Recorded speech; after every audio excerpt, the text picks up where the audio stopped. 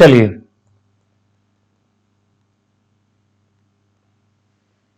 तो सबसे पहले जैसा मैंने आपसे कहा कि हमें यह देखना है कि मगध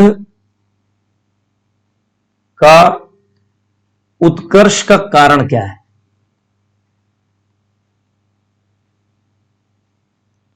मगध किस तरीके से अपने ऑप्टिमम पोजीशन पर पहुंचता है।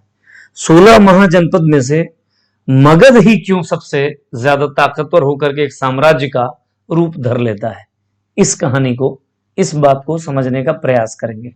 और इसमें मैंने जैसा आपसे कहा कि इसमें मूल रूप से 4 कारक रिस्पॉन्सिबल है इसके लिए। चारों को हम लोग इस तरीके से बांटते हैं, एक तो आर्थिक कारक, एक भौगोलिक कारक, ठीक है, और तीसरा तो लगभग मान के चलिए कि राजनीतिक कारक, एंड लास्ट और वो है सांस्कृतिक कारक। इन 4 डायमेंशंस में ही हम उन कारणों को समझने का प्रयास करेंगे कि आखिर मगध का उत्कर्ष कैसे होता है, क्यों होता है। तो सबसे पहले आइए आर्थिक कारकों की चर्चा करते हैं। किसकी? आर्थिक कारकों की चर्चा करते हैं। अगले स्लाइड पे चलिए देखते हैं कि वो कौन कौन से मगध का जो उत्कर्ष है, उस उत्कर्ष में आर्थिक कारक कौन कौन से हैं। आइए इसकी चर्चा करते हैं। इसके उत्कर्ष में देखिए, सबसे पहले जो आर्थिक कारकों में जो पहली पॉइंट मैं आपको बता रहा हूं वो ये है कि ये गंगा, देखिए ये जो मगध जहां पे है वहां पे कई सारी नदियां आपको मिलेंगी, जैसे गंगा हुआ, गंडक हुआ, पुनपुन हुआ, सोन हुआ। तो ऐसी नदियों का एक जाल है इन आपको मगध के क्षेत्र में मिलेगा। और इन नदियों ने क्या किया, इन नदियों ने क्या किया, कई सारे लाभ दिए इनको। जैसे सबसे पहले नदियों की वजह से एक अच्छी उर्वर उपजाऊ जमीन मिली, है ना। और भी कई सारी चीजें नदियों के माध्यम से भी हम लोग देखेंगे मिला। दूसरी बड़ी बात, जैसा मैंने आपसे कहा कि इनकी कृषि बड़ी उन्नत थी, यानी बाकी क्षेत्र की तुलना में मगध का जो गंगा का जो दोआब का जो क्षेत्र है वो कृषि के सर्वाधिक अनुकूल था, सबसे अधिक उपजाऊ, सबसे अधिक उर्वर भूमि होने के कारण यहां कृषि उत्पादन बाकियों की तुलना में ज्यादा था। कृषि उत्पादन एक्चुअली उत्पादन कृषि अधिशेष की स्थिति थी यहां पे। इंपॉर्टेंटली समझिएगा बातों को, ठीक है। तीसरा पॉइंट पर अगर गौर करें तो लगभग मान के चलिए कि ये जो क्षेत्र है आपका फसल विविधता के ज्ञान से परिचित हैं यहां के लोग, ठीक है। हम लोग इकोनॉमिक आर्थिक कारणों पर बात कर रहे हैं। आर्थिक कारण में जो एक बहुत बड़ा कारण होता है वो है लोहे की उपलब्धता। लोहे की उपलब्धता, और लोहे की उपलब्धता ने क्या कर दिया, देखिए लोहा इस युग का प्रतिनिधि धातु है और यही सबसे अधिक यहां मिल रहा है इसका। जैसा मैंने पहले भी बताया है कि कृषि उपकरण बेहतर हो गए और इससे कृषि अधिशेष की स्थिति बन गई, एग्रीकल्चरल सरप्लस की स्थिति बन गई, कृषि उत्पादन अधिक होने लगा। दूसरी बड़ी बात इससे क्या हो गई, जैसे मान लीजिए कृषि उपकरण बेहतर होंगे तो गहरी जुताई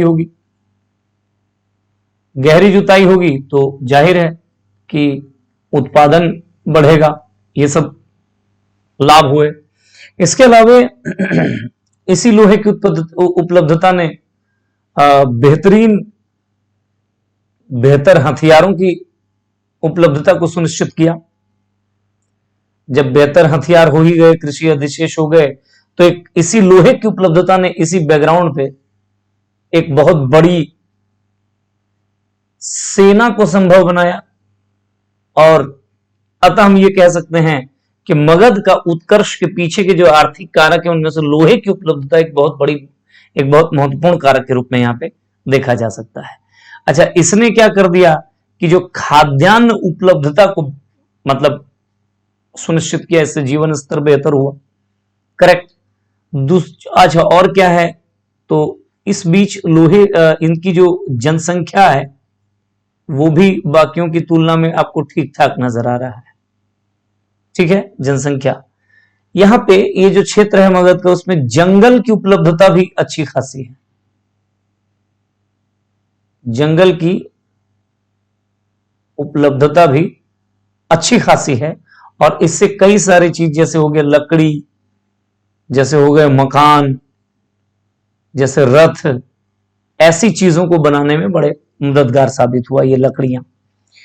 एक इंपॉर्टेंट बात, इस क्षेत्र में आपको इस जंगली क्षेत्र में आपको हाथियों की उपलब्धता बेहतर है।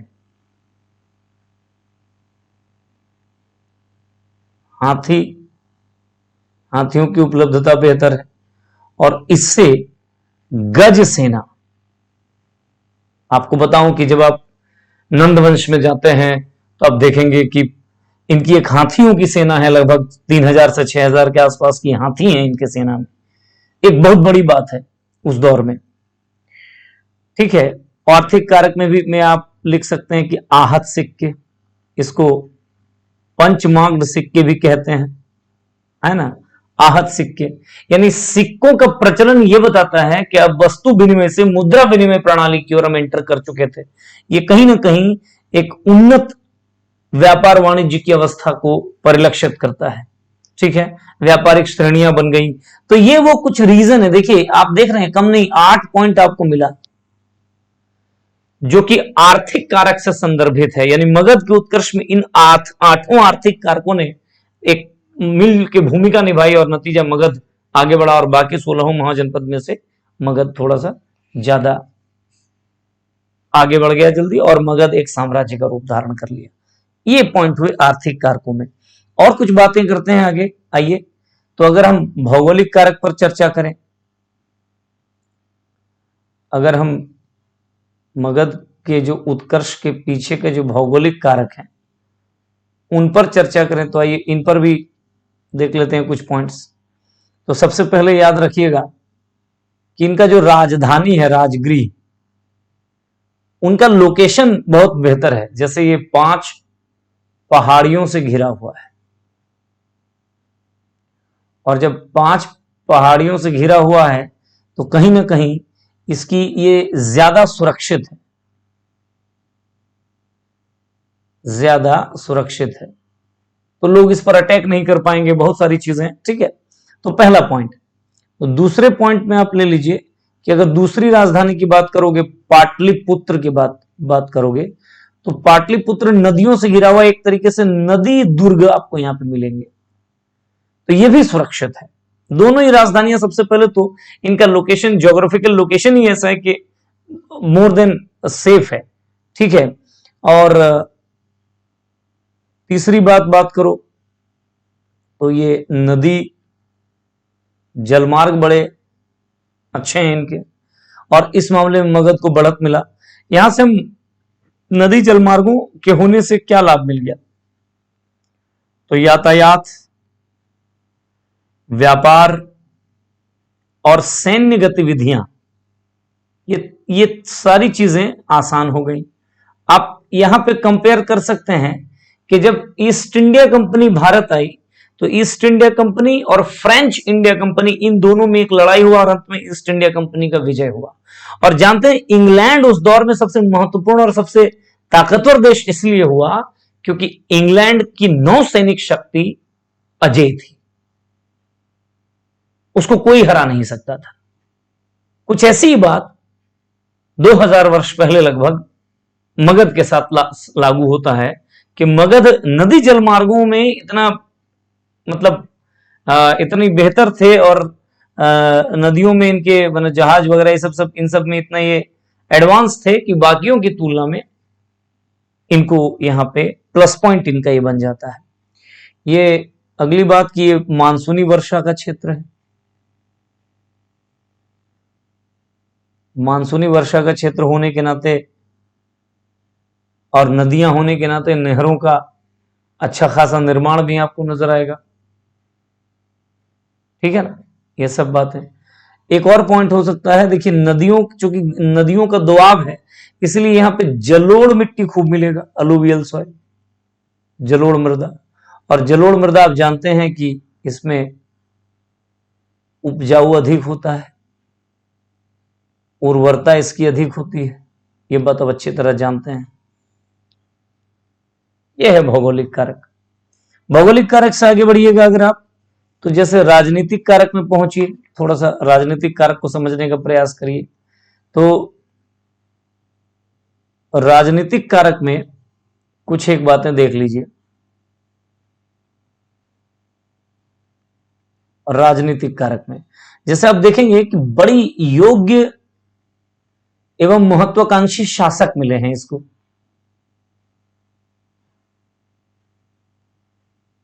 योग्य मिले हैं और महत्वाकांक्षी शासक मिले हैं।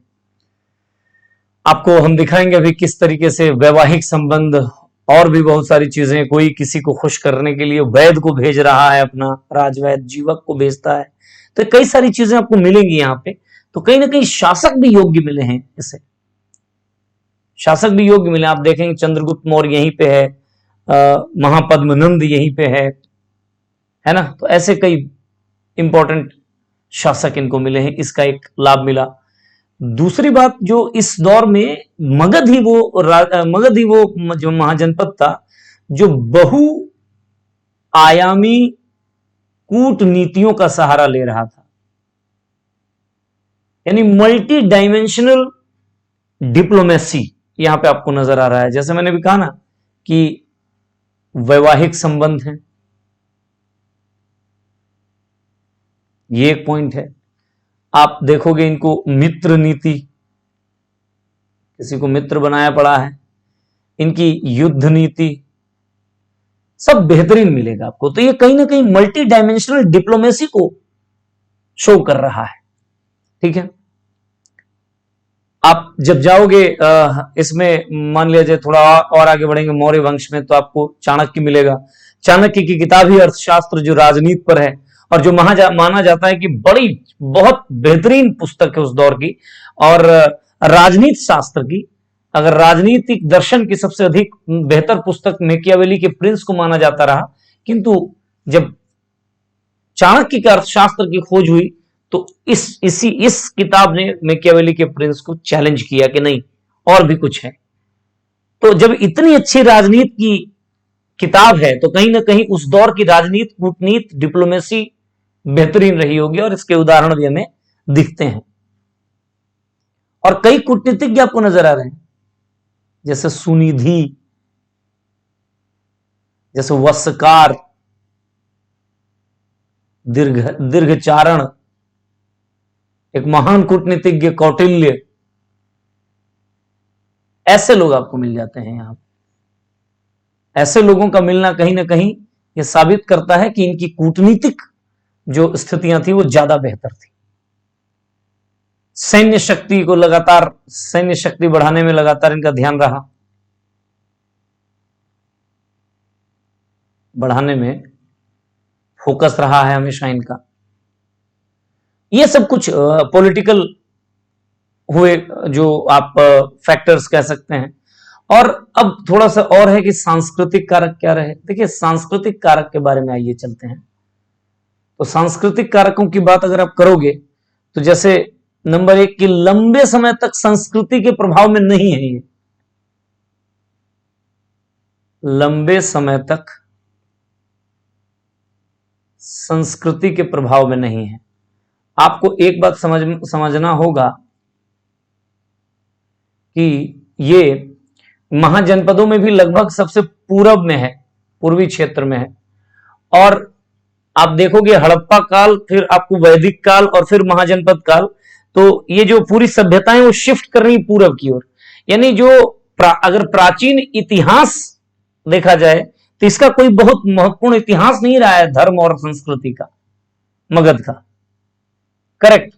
तो यानी जब ऐसा रहा तो किसी कई प्रकार के अवांछित कर्मकांड, या आप मान सकते हैं वर्ण या जाति, ऐसी चीजों का प्रभाव भी इनके पास नहीं है, और इससे इनका समाज बंटा नहीं है। ठीक है, तो बाकियों की तुलना में इनके समाज में आपको वैज्ञानिकता ज्यादा मिलेगी, वैज्ञानिकता ज्यादा मिलेगी, इहलौकिकता ज्यादा मिलेगी। इहलौकिकता मतलब ऊपर में कोई लोक है या नहीं है उसकी चिंता नहीं कर रहा है, इस लोक को ज्यादा बेहतर बनाया जाए, ये सोच।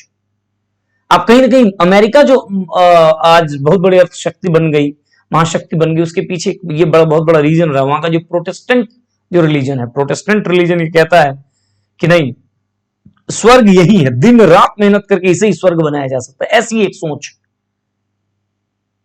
ये कहीं ना कहीं ऐसी सोच मगध में भी था। ठीक है, तो लगभग इन कारणों को, अब मैंने बहुत सारे कारण बताए, जैसे यहां 3 बताया, यहां 3 6 बताया, यहां 5 बताया, 11, और यहां बताया आपको 8।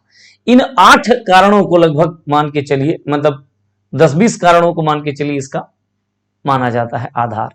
तो मगध के उत्कर्ष के पीछे कोई एक कारण रिस्पॉन्सिबल नहीं, बल्कि कई अलग अलग कारकों ने अपनी भूमिका निभाई, और उसी का परिणाम यह हुआ कि मगध एक महाजनपद था जो साम्राज्य में जाकर के परिणत हो गया। इस मगध महाजनपद ने अपने अगल बगल आस पड़ोस के तमाम महाजनपदों को क्या कर दिया, अपना आधिपत्य स्वीकार करवा लिया। तो इस तरीके से यह कहानी यूं बनती है। 4 अलग अलग कारकों को हमने देखने का प्रयास किया है, और मुझे लगता है कि अब अगर मगध के उत्कर्ष से कोई कहानी आपको आती है, कोई प्रश्न आता है, तो आप बहुत आसानी से उसका जवाब दे सकोगे।